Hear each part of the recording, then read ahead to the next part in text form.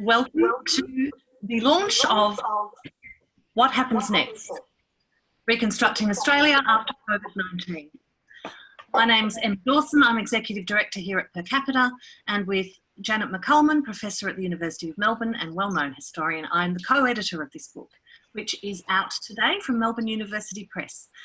We will continually post a link in the chat so that you can see where you can order your copy. And of course, you're eligible for a 25% discount today if you use the Per Capita code. Thank you so much for joining us here today for the launch of what we hope will be an important contribution to the debate around what happens next, how we will reconstruct Australia in the wake of COVID-19 to be a much more equitable, sustainable and enjoyable society. We will be joined shortly by Anthony Albanese, Leader of the Federal Opposition, ALP, who will officially launch the book. We are just waiting on him to join us. That won't take too long, I hope. But in the meantime, Janet and I might take you through a few of the early ideas and how the book came into being. And Janet, I know you had initially some conversations in your local ALP branch that really fired you up on these issues. And then we made contact back in March. Yes, I think it's an example that the Victorian Labor Party is not dead yet, that this in fact emerged from conversations we were having last year around what could we do about climate change? How did we break the bad narrative that had gripped the country, the toxic politics? And in our branch, we're very fortunate to have John Langmore. And John, as the member for Fraser, was in the 1983 Hawke government. And before the election of that government, he had worked with Ralph Willis, and he'd been the major architect of the Accord on wages and prices.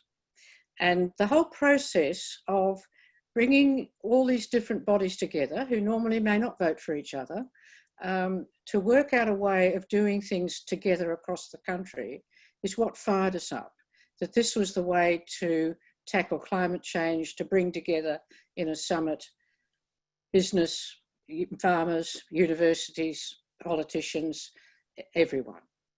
Now, so we developed from there. And then this pandemic hit. And suddenly everything was accelerated, everything was changed, and certainly realised we were now confronted with a challenge not that dissimilar from what the world faced in 1945. So that's where we take off. Thank you, Janet. And I'm now going to introduce a man who needs no introduction, I would say, to this crowd, the Honourable Anthony Albanese, Leader of the Federal Labor Party and the Federal Opposition, and a contributor to our book, very generously. Anthony, are you happy to give us a bit of a launch? I am indeed, Emma, and thanks to you and to Janet for explaining how this magnificent book came about. I am pleased indeed to launch this book, What Happens Next, which has, of course, in it, in its cover, it could be the coronavirus molecule, or it could be the design for AU trade that cost taxpayers $10 million, you might recall. That they had to ditch as well. Look, this is a really valuable contribution to the debate, particularly in the context for it to be launched in the lead up to next week's budget and budget reply. The fact is that when Australia has had difficulties in the past and crisis, they have turned to Labor. Whether it be going back to the Second World War with John Curtin and Ben Chifley, who spoke about victory in war, but victory in peace as early as 1942 and 43, which established, of course, post-war reconstruction ideas that led to the Snowy Mountain Scheme, that led to the creation of a car industry in Australia, that led to so many advances in terms of job creation and economic growth during the post-war period, that opened up Australia much more to diverse migration and the entry of so many people who were victims of war, fleeing the poverty that occurred in that period in post-war Europe as well, particularly Southern Europe, and changed Australia for the better. I was a part of a government under Kevin Rudd and Julia Gillard that saw Australia through the global financial crisis. We've seen in recent times with the National Broadband Network backflip. Who knew that fibre was better than copper, like everybody?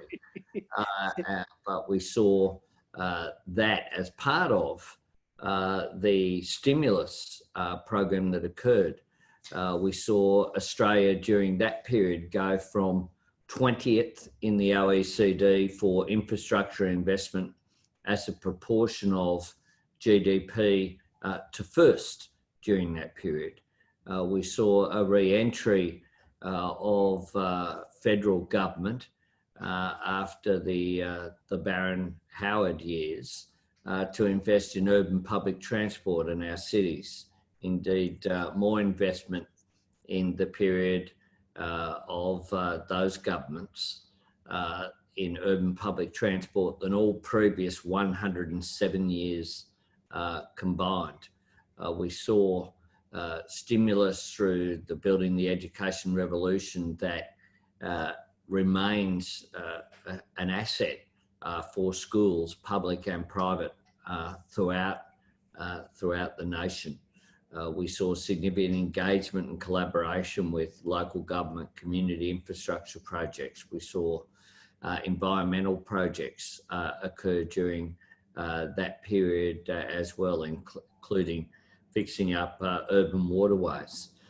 These were all positive initiatives, and I am firmly of the view that it will be again fall to Labor to really chart the way forward from the current economic malaise that we see with the Morrison recession.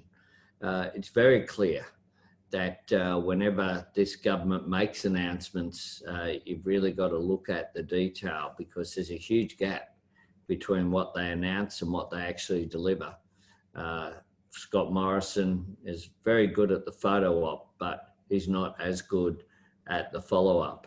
And what this book outlines with the depth of people who you've managed to attract as well isn't just the usual suspects of myself and Jim Chalmers and some of the other caucus colleagues who've made a contribution to this, Andrew Lee, Terry Butler, Mark Butler, Claire O'Neill. There's also contributions from academics, from people in the civil society sector as well, people of the quality of Professor Fiona Stanley, as well as some of our retired legends, including, of course, John Langmore and the great Jenny Macklin as well, who I miss dearly, sitting next to me in the federal parliament. Although I'm not sure she misses me as much, given the sense of humour that people had around her. She was very serious, our Jenny, and was sometimes shocked by some of the interjections that occurred in the parliament. It's very clear that there is an opportunity for us arising from the pandemic to not just speak about restoration of what was there, but to fashion and not just, imagine, but then go on to create a better Australia, one that's more inclusive, one that sees the opportunities that are there for us to emerge from this crisis even stronger. One of the ways that can be done clearly is by taking action on climate change, which is one of the themes of the book. It's very clear that the government have no intention of adopting a zero net emissions target, that in their announcements, including of a week ago, it was all about if A, B, C, D and E happen, then maybe we might consider doing F. There's no framework to drive that investment that's there. And if you look at actually what is happening on the ground, it is so exciting. I had a meeting with Mike Cannon-Brookes last week, and I was in a forum with him a couple of months earlier with some people who would be more on the climate skeptic side of things than the people at this launch. And he was talking about his project, which is fully contracted with the Singaporean government for a solar farm outside of Tennant Creek, with pipelines essentially from cables from following the rail line up to Darwin and to Singapore, to fill the gap that's there, that the Singaporean government know essentially that their economy is going to be based upon IT, and they're at capacity, so they need that access to energy, and to cheap energy. And when he was talking about the project, he spoke about 250, and one of the people in the discussion said, 250 hectares, and he said, no, 250 square kilometres. That's how big this project is. The battery that will be attached to the project is more than 10 times bigger than the expanded battery that has operated so well in South Australia. That was initiated by Jay Weatherill as Premier, who's made a contribution to this book as well, and to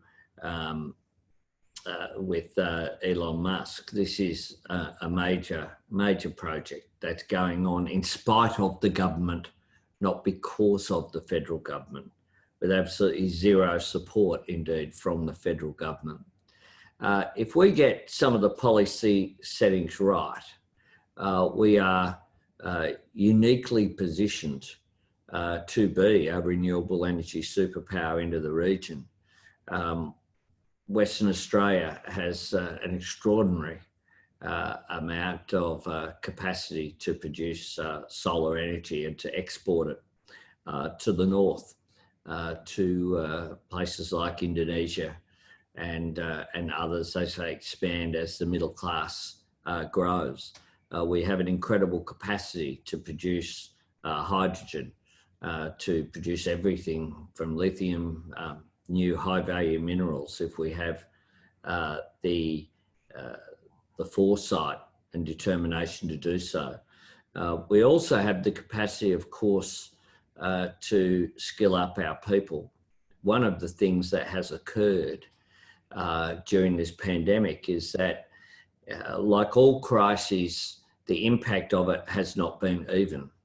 The truth is that some businesses are getting windfall gains at the moment. Some of those same businesses, of course, are claiming JobKeeper, going straight onto the bottom line or into excessive profits at the same time, as many small businesses are really struggling, and women and young people have been particularly impacted by the pandemic. We need to bear that in mind in the responses as well. And we need to have a response that is inclusive, one that recognises the need to support opportunities for young people. One of the things that's occurred with the superannuation changes is that many of the people who've missed out on economic support have felt a necessity to essentially raid their savings. That will hurt them in terms of their future retirement capacity, but will also hurt the economy. And because in retirement, then that void will have to be filled. And there's 600,000 Australians now who have zero in their superannuation accounts. A very regressive move. We need to look at all of those measures. And I think the test next week and for the recovery is to have projects that create immediate jobs, because the government is acknowledging that there'll be potentially another 400,000 people who will lose their job between now and Christmas with some of the withdrawal of support. But also to look at beyond that immediate job creation, which we can do through things like investment in social housing that is required, that can be ramped up immediately, not just new social housing, but the quickest way is to deal with the maintenance backlog which is there. And that, of course, increases the asset that's owned by the public as well. It is sensible, good investment that should be being made, and it's only ideological and class prejudice that stops the Commonwealth Government from embracing such a plan. But looking as well at areas in which investment in infrastructure can produce long-term economic gains. And the test should be this: does any particular investment produce more down the track in terms of revenue and growth than the interest paid on debt, given that it's borrowed money? And what we know is that in areas like the NBN, as a great example, that was always going to be a winner. And imagine what would have happened during this crisis, this call itself as a product of it, if we hadn't had the NBN.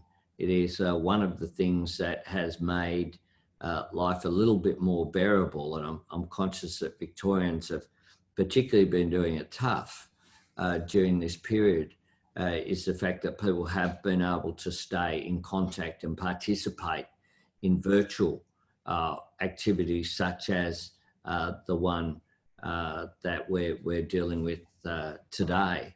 But how much better would it have been if you didn't have the buffering, if you didn't have the circumstances which have been created by the absurdity of doing it on the, well, I was going to say doing it on the cheap, but it hasn't ended up being cheaper. It's just doing it wrong. If we get things right the first time, we can make sure that it does produce a return. Common sense tells us that. Similarly, other projects in terms of dealing with urban congestion, dealing with some of the major infrastructure projects, including high-speed rail, absolutely makes sense and would produce a return. These are all issues that would develop that long-term investment. So investment in capital is the first thing. The second part of the equation is, of course, investing in people, investing in skills. How is it at a time when we need to lift up our skilled workforce and be a smarter nation? We're actually cutting funds to universities and attacking their independence and the integrity of the tertiary sector, be it universities or be it TAFE, with the ongoing cuts that have occurred to TAFE. So I think that we have an opportunity over the next year or so. I suspect by this time next year, an election won't have been called, but we'll certainly be in election mode.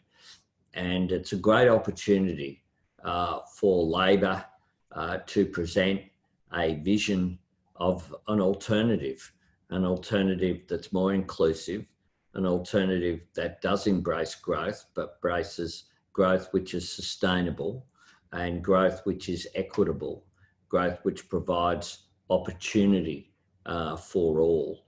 And that includes areas like childcare and other areas of the care economy as well. Childcare, disability care, aged care are all areas that will require future investment.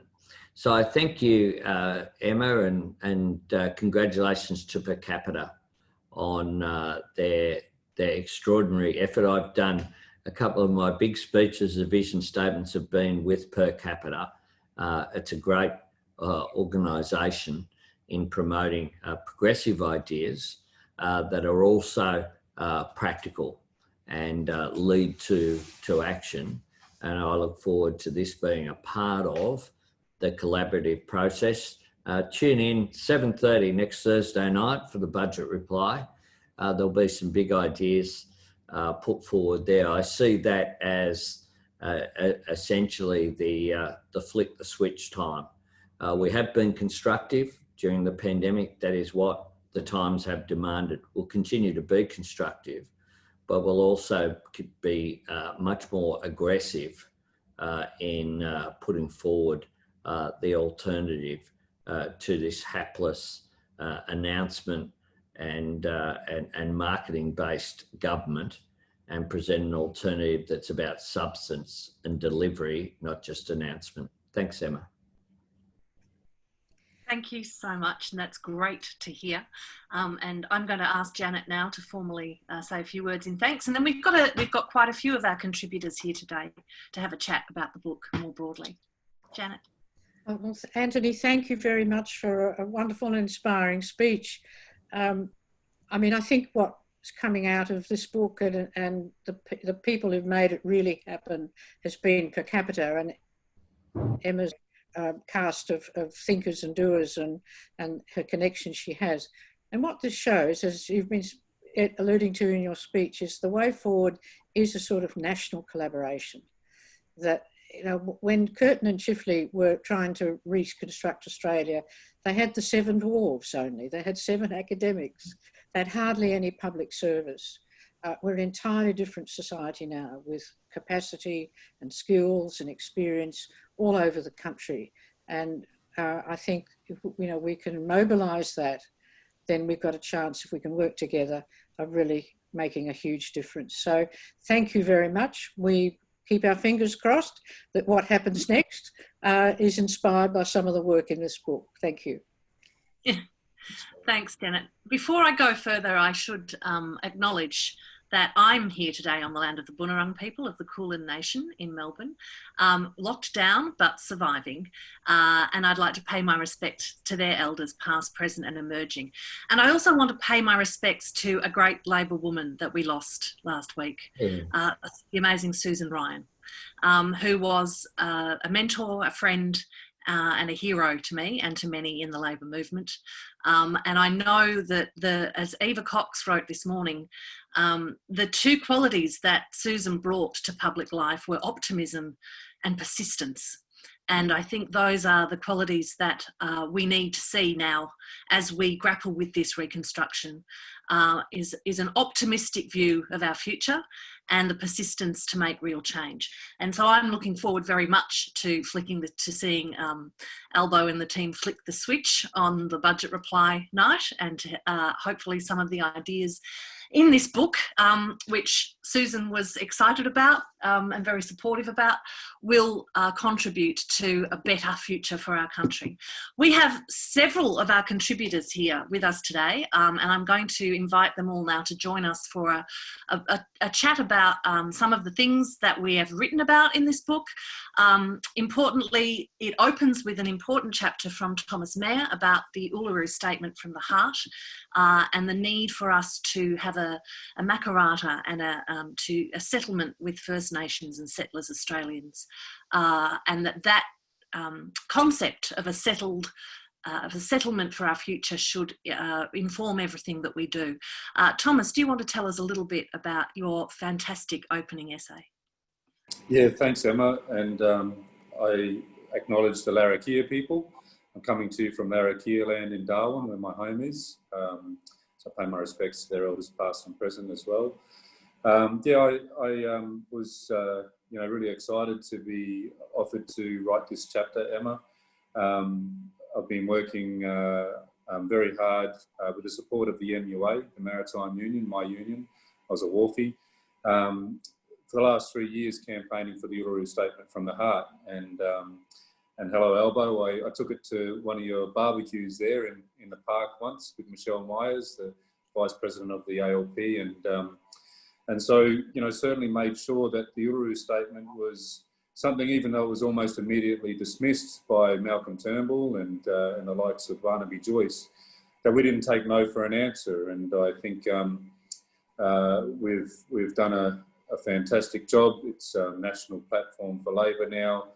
The Greens support it. And the coalition, even though they, you know, they changed their policy before the election, though, as they tend to do, they're sort of walking away from the commitments that we're seeking, which is a constitutionally enshrined voice.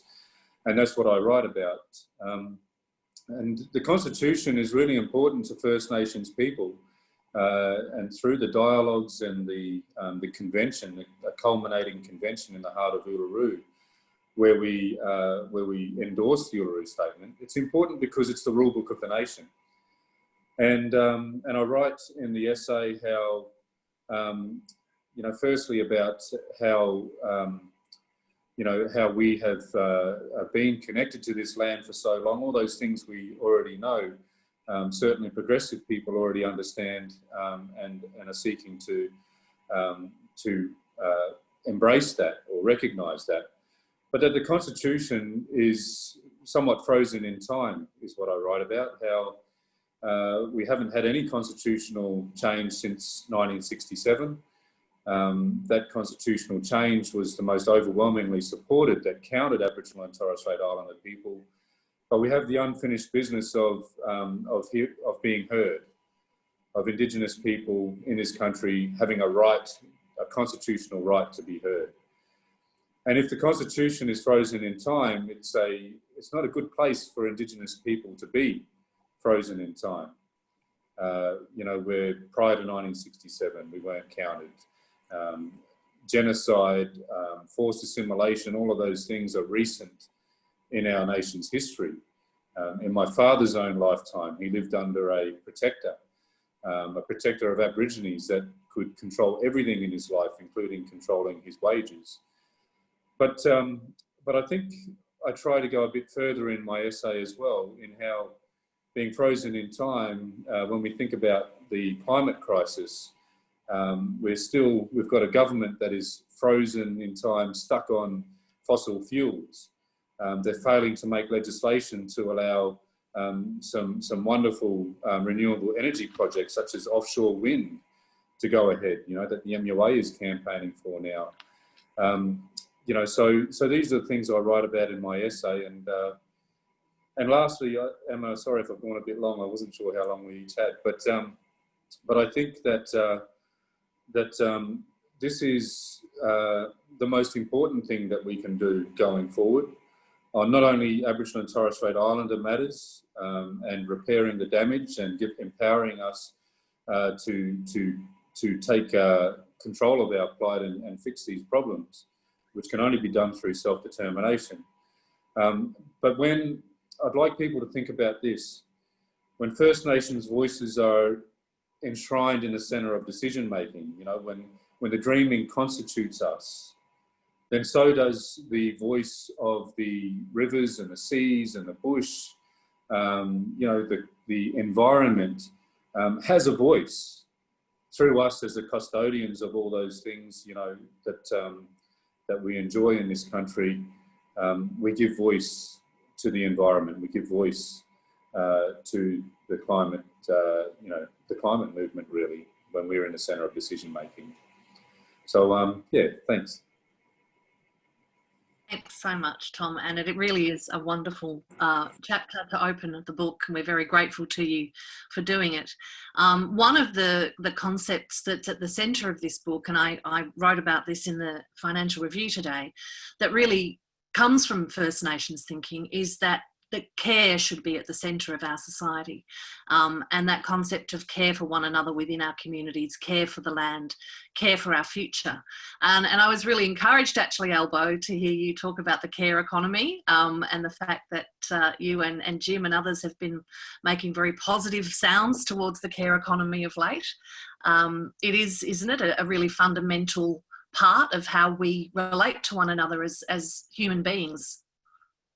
Oh, absolutely. And I think we, we'll have more to say about that in the next little while. But it's important as well, if we're going to get, it seems to me when the government, if you look at its rhetoric as well, in terms of when it speaks about manufacturing, it speaks about a workforce that's blue collar, that's essentially male. And that's important, but that doesn't cover even half the population, as we know. And that's why I think, the care economy, the truth is that if you look at where the growth has been in the national economy over the last 30 years, it has been in services.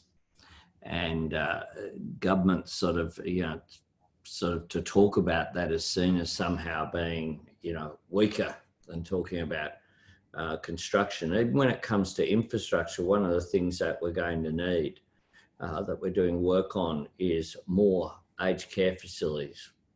We will need more early childhood education facilities. We will need better services and infrastructure looking after people with disabilities with the NDIS. All of those sectors are absolutely critical to our quality of life, and I think that has to be a focus, and it certainly will be a focus of us in the lead up to the 2022 election.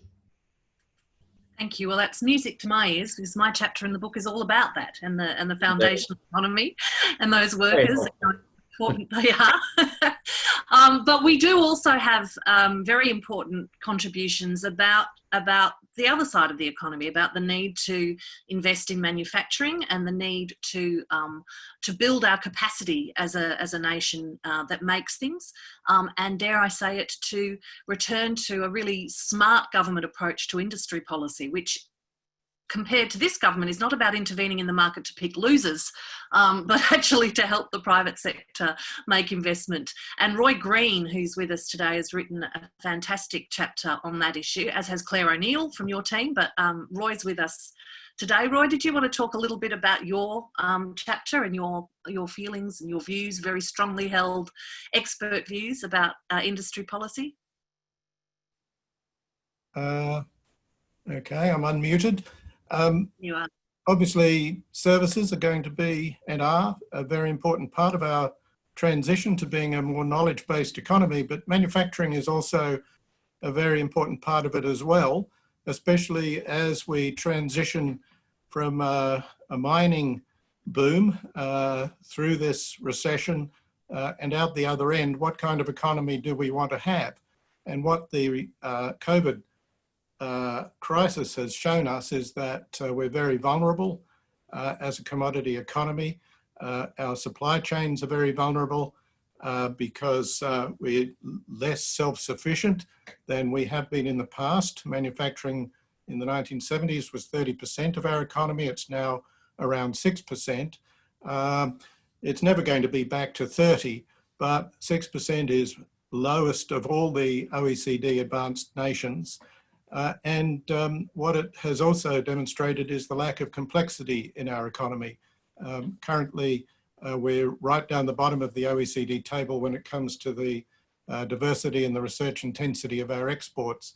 And if we are going to use this opportunity also to deal with climate change and to develop an economy based on renewable energy, what Albo was talking about there, the energy superpower, then we also need to construct that around manufacturing. And we don't, at the moment, have anything that approaches an industry policy. Other countries do. Germany, for example, is spending $80 billion on digital transformation. Britain, with its R&D roadmap is spending 40 billion, even Singapore spending 20 billion as part of its rescue package. Joe Biden promises 400 billion, and we've got 1 million here and 100,000 there. There's no coherence. We'll see what happens in the budget, but if we are to transform our economy, we do need an approach that is comprehensive, which changes the structure and delivery of our programs, and which connects manufacturing to universities, and in that context also finds a new model of operation for universities that can deal with the collapse of international student revenues. That's a related issue, but if we had an approach to our economy which was comprehensive and which linked manufacturing to research and innovation, we would be halfway there. And I hope that a future Labor government can address that. Thanks, Roy. And that's a really important point, I think, about the role of the university sector. And as Albo said earlier, we're seeing not just neglect of that sector, but a willful undermining of its capacity over the last few months. We actually have a terrific essay in the book from Stephen Parker about the need to reform our tertiary education sector. I think Stephen's with us today. Stephen, would you like to say a few words about that? Thank you, Emma. Hello, everybody. Yes, I argue in the chapter that our tertiary system needs to be rebuilt, not just tinkered with. It has served us well until recently, and it's a tribute to Susan Ryan and others who took the bold moves, but it's become unbalanced and in some ways regressive. So there's now a serious imbalance between higher and vocational education, which I think is reflective of a society which perhaps attaches too much value to the head, as it were, and too little to the hand and the heart. And perhaps the pandemic experience of seeing carers emerge as the true heroes will wake us up a bit. But there's also an imbalance between the number of graduates being produced and the kinds of jobs that will be needed. And frankly, there's an equity imbalance. Income inequality has actually risen at the same time as the expansion of higher education, not reduced. And I think there's a connection. So in my chapter, I suggest it's rebuilt around 7 principles. It needs to be designed, integrated, diverse, frugal, value for money, equitable, and accountable. And it's none of these things particularly at the moment. I won't take you through all of the various proposals. I snuck in a crowd pleaser. I suggested that there is no case for a Vice-Chancellor being paid more than the Chief Justice of the High Court, and that executive salaries should be set by a remuneration tribunal. But more fundamentally, I argue that higher and vocational education need to be much better integrated. I argue that what is now the TAFE sector should be moved into a polytechnic sector in the European tradition. Various arguments about unbundling funding so that money that's there for teaching is actually spent on teaching. And I get quite revved up at one point where I suggest that we should scrap the ATAR as a pernicious device which supports social class hierarchy. Universities should decide what a student needs to be good at for a particular course, and then set the marks in those areas. People should be defined by what they're good at, rather than how many people in an imaginary cohort are better than them. So Emma, basically, I think there's a real rebuilding task. Whether Australia has the spirit, the sentiment for it, I don't know. I was a child of post-war Britain, where there was such a spirit. Polytechnics were created, new kinds of universities were introduced, and really reconstructive work happened. So I'm hoping that Australia emerges from the pandemic with a similar fighting spirit. Thanks, Stephen. And I know Elizabeth Hartnell-Young is with us as well, who's written another chapter on education. Elizabeth, would you like to add to some of Stephen's thoughts there? Yes, sure. Some of the people I've been working with the last few decades have been looking forward to a disruption of some sort. We thought it was going to come through technology, and it failed us, really. And really the forced experiment of the pandemic has created a whole lot of learning opportunities for people. And it's revealed the increasing inequalities that Stephen and others have referred to. And what we've found is that the technical infrastructure hasn't been fairly distributed. Devices aren't fairly distributed, and the living conditions of learners are really different around country and within Victoria, even where we've had much more remote learning. So there's a real opportunity there to put their money where their mouth is in terms of the education ministers who've signed up to an agreement about excellence and equity in Australian education. But for me and for many of my colleagues, we've talked about the future as being blended. And I think that we mean blended, not just remote learning, not just parents having to help their students all the time at home, or even part of the time at home, but flexibilities of time and space, locations for learning, attached to a school, not necessarily in a school.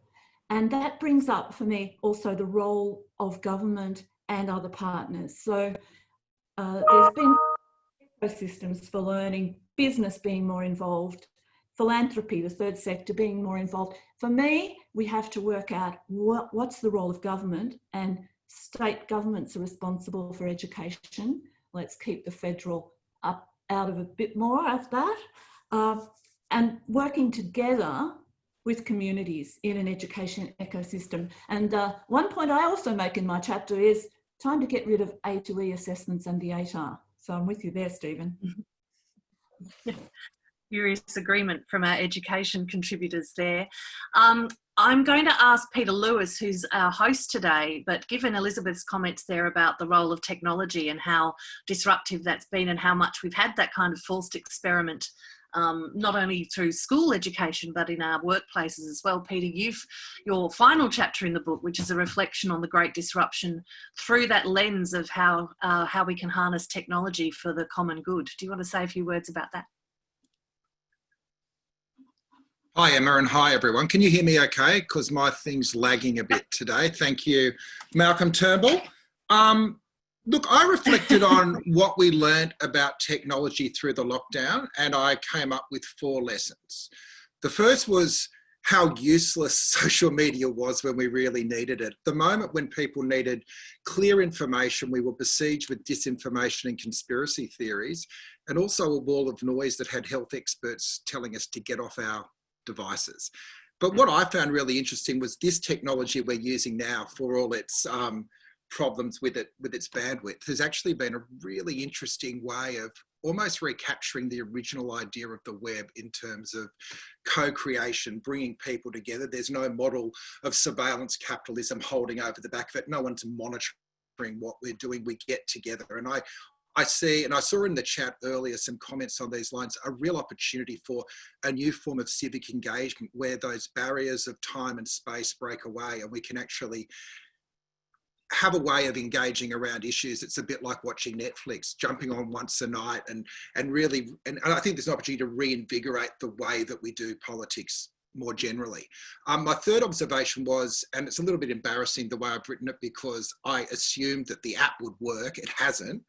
But the way that there was a mediation between the public and the government on what the rules would be around the app, I thought was really interesting and a model for how technology should be introduced into the population. And my fourth and final observation was simply that to win the battle of ideas that these contributors have put so beautifully in your book and that Albo will develop through the budget and the further processes, I think we've got to think about technology differently. I don't think we change Australia via memes. I think the model that we've set up around social media is really individualistic, consumer, and actually works against us. If you look globally, that's happening. So to take this moment where tragically Labor's in opposition federally, also in my state, New South Wales, the time we've got on our hands to rebuild structures and think about new ways of connecting, I find really exciting.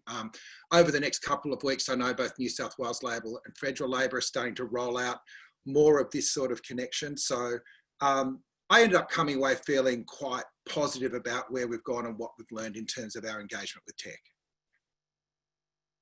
Thanks, Peter, and thank you again, not only for your contribution, but for hosting us here today.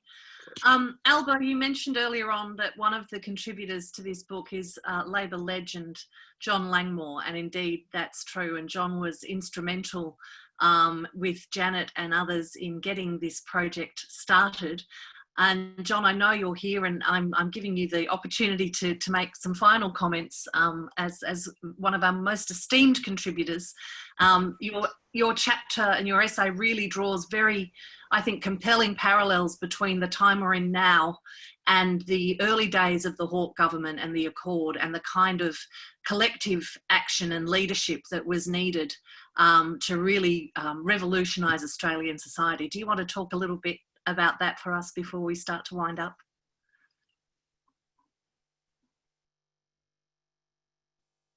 We got John there? Just unmuting you, John. There we are. Sorry. There you are. I've been listening so hard, I wasn't concentrating on preparing to speak. There are certainly lessons from the Accord and from the National Economic Summit that were held, because they were ways of drawing the whole community together behind a strategy for recovery. The problem then, the central problem then, was unemployment, and that's the central problem now as well. And so it's crucial that we have a strategy, and of course the strategy that was offered at the time was the Accord, which had been negotiated very thoroughly beforehand, but the negotiation continued at the summit with a wider group of people, which meant that they were locked in to the policies that would generate growth of employment quickly and steadily, and that happened. Can I also say that there's a difference now, in that now we have a global framework within which to work. The Sustainable Development Goals were worked out through 4 years of negotiation and adopted by the UN General Assembly in 2015. And they give Australia a framework which we can contribute to and benefit from. We're not just dependent on our own policies. We need to have work in cooperation with other countries which are also wrestling with low employment and the need for employment growth, for improvements in equity, and of course centrally for dealing with climate change. And unless we do those things on a global cooperative basis, we won't adequately handle them. So I'd like to finish with that emphasis. I think it's very important that we not just have improvements in national policy, but have improvements in the role we play internationally as well. Thanks very much. Thanks, John. Albo, I might invite you to just say a few words in response to that before I wrap up and let everyone go and get their lunch. Look, I think John's given us a reminder that something I'm always conscious of is that we build not from a beginning, but on the shoulders of people who've come before us. And that much of the experience, I was a very young staffer in the time of the Accord and the time of dealing with the challenges that the newly elected Hawke government faced when I worked for the late great Tom Uren. And I'm very conscious that we can, I think, learn lessons, and part of the benefit of this book that I'll do another little ad for is that it provides that historical perspective and the experience that people have had, not to reinvent the wheel, but to adjust to the changing circumstances which are there. It does strike me that, coming off Peter's contribution as well, that one of the differences that I've found for someone who's been in politics now, formal politics, for for 2 decades is the pace of change is so quick, and that a lot will change between now and when the next election is on, from my perspective. So, you know, I have some well-intentioned comrades saying to me, what you just need to do is to yell louder. That to me is a cul-de-sac. What we actually need to do is to have reasoned arguments put respectfully, because if we're about changing society, the nature of the discourse is different as well. I've made a very conscious decision to not be Tony Abbott. I think one of the reasons why this government has no agenda is because of the way that they got there, in just being negative and knowing what they were opposed to and not knowing what they were for. So I believe very firmly that the way that you conduct both internal debates within the Labor Party, but also the way that you present is signals an intention of how the government would function as well. And an effective government is one that's collaborative and one that brings the labour movement, both industrial and political, but also civil society, the academics, the women's movement, the human rights movement, First Nations peoples, the people that we want to join us on this journey. That's the way that you consolidate long-term Labor governments. And I'm very proud of being a part of the Rudd and Gillard governments. But the truth is that some of the damage was self-inflicted that occurred, and that as a result of not having that long-term Labor government, we've had, for example, you know, on climate change is probably the most critical. We've had nothing happen, or us go backwards in terms of policy leadership, national policy leadership. And I think that we can do much better. This is a valuable contribution. We are the progressive side of politics is historically we're the ones that make the advances, and we've got to consolidate those advances and then move on to the next challenge. And this is an important contribution, and thank you very much for giving me the honour of being a part of that today. Thanks so much, Albo. It's terrific for you to have made the time the week before the budget to join us today, and for your own terrific essay, which pleasingly is about infrastructure and investment. And if there's one shift I want to see in the language that we use in politics, it's away from the idea that governments spend and that is a bad thing, and towards the idea that governments invest, because investment in our future is what's going to pull this country out of this crisis.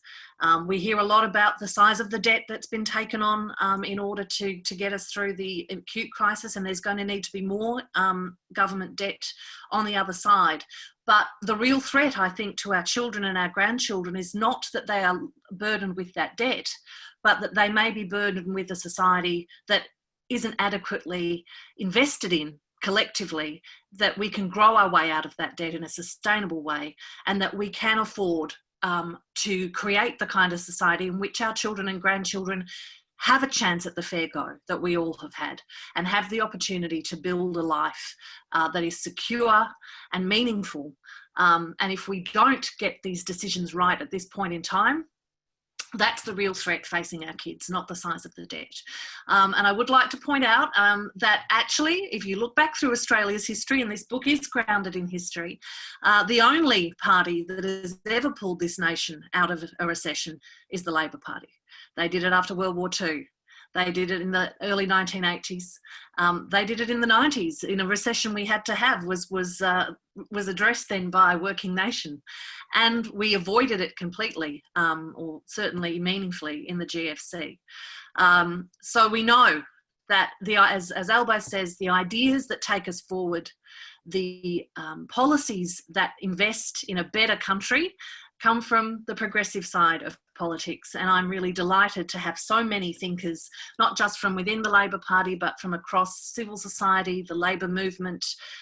We have farmers, we have teachers, we have wharfies, we have a whole range of people, thinkers and doers in this book, to set out what I think is genuinely a progressive reforming agenda to set our country up for the next era of shared prosperity and inclusive and sustainable growth. Thank you so much to all of my contributors here today. Thank you, Albo, for making the time to launch our book. My sincere thanks to Janet McCalman, whose guidance and mentorship and collaboration made this book very possible.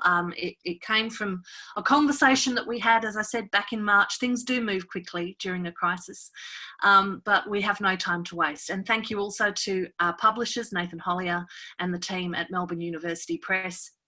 To all of my friends and colleagues at Per Capita, please go out, get yourself a book. The royalties come to Per Capita, which means we can keep doing the kind of important work that we're doing.